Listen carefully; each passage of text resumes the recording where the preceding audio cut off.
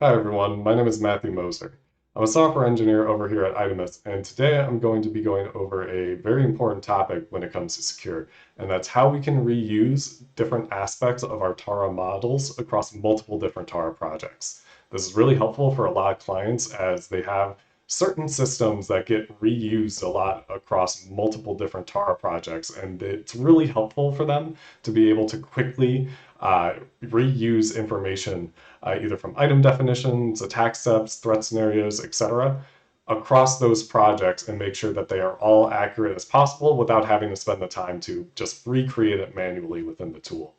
I'll go over what this process looks like and how you can create your own local library of your item definitions, attack steps, etc., and how you can briefly connect that to a GitHub server or a GitLab server. However, I do have a separate video going over Git integration that I recommend you go into for additional detail if you need. But this is mostly going to focus on how you're able to do it locally within the tool and import different aspects of a Tara project into another one. So let's go ahead and jump right into the tool. So what we can see here is just a project we are working on. I'm going to go ahead and check what is going on here in the system diagram. The Tara project that's being presented here is just a simple computer system, but it's a small type of system that we want to reuse across multiple different projects. So it'd be very helpful if we could reuse our item definition that we've created here. So what we can do is we can go to our item definition section here, and we can see all of the sections for the relevant information. And we can go ahead and select all of them by holding Shift and clicking. Keep in mind that it's going to create an array based off of where you click at first and where your end click is. So if you click from up here and then down, it will take everything from sequences, but we just want the functions, components, status, and channels. Once we have that selected, we'll right click and export nodes to xsam. We'll see this dialog box to let us know that it was done successfully, and then we can open the folder itself. When the folder opens, we'll be able to see where this information lives, and we want to go ahead and change the name of this so that it's much easier to understand. Best practice for this would be to simply call the file what it is, so in this case it's a computer system and it's item definition. And then for the item definition specifically, I find it helpful if you include what aspects of the item definition are included within this file. In this case, it's functions, components, status, and channels. So we could add the label FCDC if we would like, or FCDH. If you are, for whatever reason, looking at this and are not sure, you can go ahead and open the file. And if you're using standard Notepad, you could go through and look at the information, or if you're going to be using Notepad++ or something, you could better filter out the information and very quickly ascertain what is actually being stored within this particular section. In this case, it's functions, components, status, and channels, which is as expected, given that's what we exported from the project. One thing that's very helpful about the tool is that you can be very granular in terms of what you make as an export. So if we wanted something as simple as just the channels that are represented here, we can go ahead and do so. So we could just right-click only the channels, export the nodes to xsam, once again open the folder, and we can see here that it's just the channels of the system as an xsam file. Now, this granularity is very, very powerful, but it also has a couple of things that you need to know before you start creating individual exports of everything. And I'll start showing a bit of that, what that looks like once we get into the actual import process itself. So now that we have our export from here, we have our xsam file, we want to create a new project, and we're going to be using this as the base, and we're going to start adding to it because we're going to be making a variant of this computer. So let's go ahead and open up a new project. Here we can see what the project is, our item definition. I'm going to go ahead and remove these from a prior demonstration. We can see that from our system diagram, nothing's present. I've deleted all of the item definition nodes, and you'll see why in a second.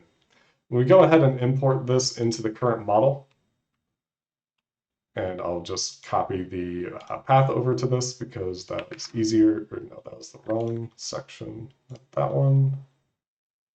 Secure libraries. There we go. This is the directory where I'm storing all of that information locally. And if you wanted to take the information from your temporary storage, which is where that dialog box brought us up to, you can bring it over right to your permanent directory. So let's go ahead and navigate over to here. And then we'll go to the computer. I want the functions, components, data, and channels from the computer. So I'm going to go ahead and select this. It's going to import it into the project. And we can see already that it's gone ahead and it's added all this information to our project. And when we check the text itself, we can see that all the information is exactly how it was within the previous Tara project that we were working on. So already we're starting at a good base, and we can now just add on to this project and add the things that make this a variant of the other computer system that we were working on. The reason that I had the FCD and CH removed from this project before is that if these are present initially and then you do an import, anything that already has an instance within your Tara project is going to have a second one created. So for instance, if I had a component section already created, and I'll go ahead and do so as such.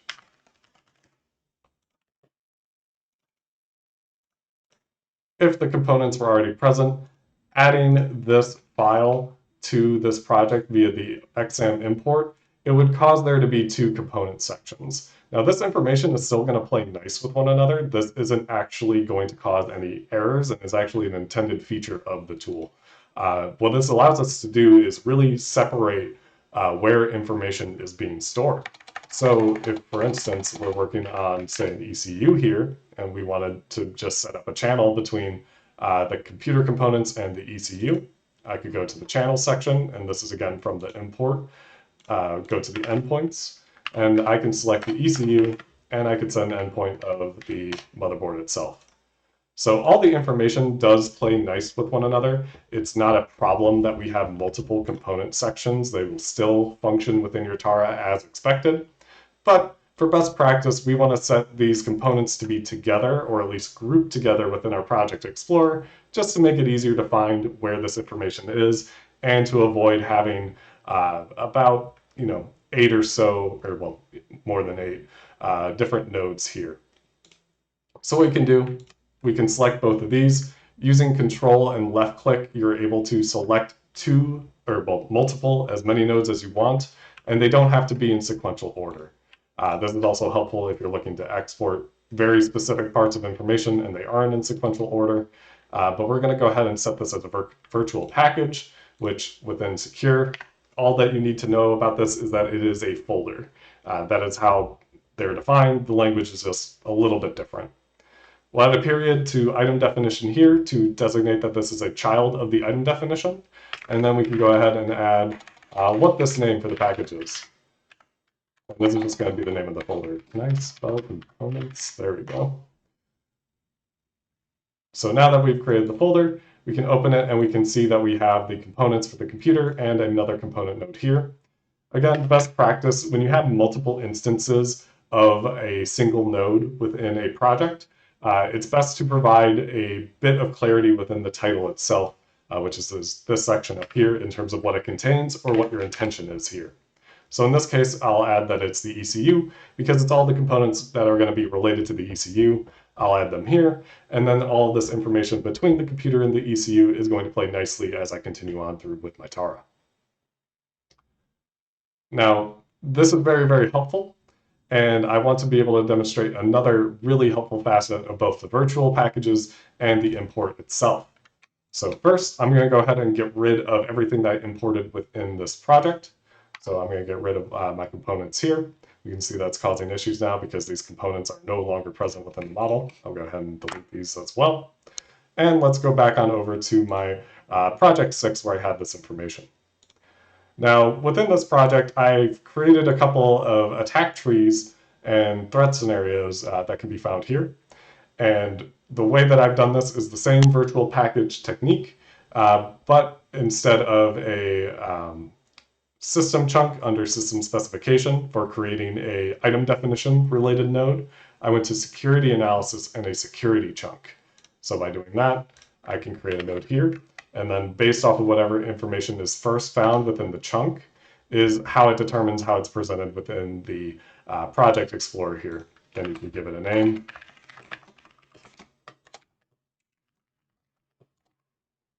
and now that is present within our model. So what we're seeing here is that I've taken a bit of a different route than the normal method for creating my attack trees. I'm still using the prepared by statement to designate where these different sections of the attack steps relate to one another. However, I've gone and visually clarified which attack trees I want to be linked together by having multiple different nodes. And I can go ahead and export all of these together if I would like to, and I can just do that as such. It's the exact same process as before. I'm able to see the names here. It's best, again, to provide a name for what is being shown here. And I would typically just recommend, at least for this example, where it's attack tree, computer, and then very quickly, depending on what type of format you're using for your project, be it Stride or Mitra, just an abbreviation of the classes or the high-level classes that you might have. That's something that could depend on an organizational basis. Ultimately, you will know what is the best way to organize these files is for you, but personally, that's how it's worked for me. And I can go ahead and bring these over into a new project. I'm going to go ahead and close this because it's no longer relevant to what we're going to be doing. Now, within our section here, you can see I have attack steps. Nothing has been completed. This is essentially a blank project, but I'm going to go ahead and import the attack steps into this file. So back over to my library directory where I have all this information, I could go to attack trees. Here's my attack trees for the computer. I can go ahead and open that up, and it will be imported into the tool, and then we can actually go ahead and interact with that information that is now present within our model. So now that the import's completed, we can see within our project under security analysis, it's actually gone ahead and created that folder for us. The export that I had was only for these three, so that's why they're the only three that show up, but it even grouped them together under the attack tree folder that we had previously, which is really helpful. Now, one thing that I want to show here when I select this is, again, one of the things you need to be aware of when it comes to the granularity with the exports themselves is that when we go ahead and we open this, we can see that we're getting some errors here. And that's because the link to, or the xsam property here, doesn't have the actual target designated for it. The target was for one of the components that was found within our model. And as we see here within our item definition, we just don't have any components set. Now we could still use the information that's presented here. So if we had controls and we imported the controls as well, those would be present. But for now, we can just delete these and then reuse all the information that we have here. So if that's something that makes sense for your particular project, you can go ahead and do that and keep it very, very granular and just have the attack trees themselves. Or what you could do is you could have every part of your item definition that's relevant, as well as your attack trees, threats, and controls that are related to that as well. Group them all together into a single export, and then bring that as a one file import into a new project, and then you don't have to worry about things not having the correct links because the information isn't there. For this attack tree import, if I had the components already present within the model and then I imported the attack trees, it would function as intended because it did have the targets preset for it and they were the specific targets because they were using the exact unique identifier that we had with the previous Tara project. If I had just created it manually, even if I gave it the same name, it was not going to target correctly. So in general, if you're concerned about things not being linked correctly, it really is best practice to group everything up into a single export. But if you want that granularity and you're aware of sort of the order of operations you might have to go through in order to make the links work, or maybe you are okay with the links not working because you just want to use, say, these attack trees for the broad outline and then apply it to the unique elements of your new project, you can go for a more granular approach. It really is all about understanding what it is you want to accomplish and then taking the necessary steps to do so.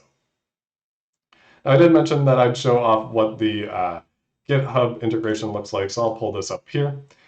Here we're able to see the attack tree section of my secure libraries. I'm on an active branch for this, and recently I made a push just to have these within the GitLab repository for the sake of demonstration. Anyone who would be interested within this and had access to this would be able to then clone it, and they would then be able to reuse their project. Additionally, if I made changes to the attack trees section here, and maybe I did a different export, or I replaced some of the files that were present here and then made a push, then everyone would be able to create a fetch, and then they would be able to get the new set of files from that, and they could then import that into their project and work with that new set of information. I'll go over a bit more of real-time, or at least close to real-time collaboration in another video, but this covers everything for reuse and creating libraries within Secure. I hope it's been helpful, and if you have any questions, feel free to leave a comment, subscribe to be notified of our next video upload, and thank you. Have a nice day.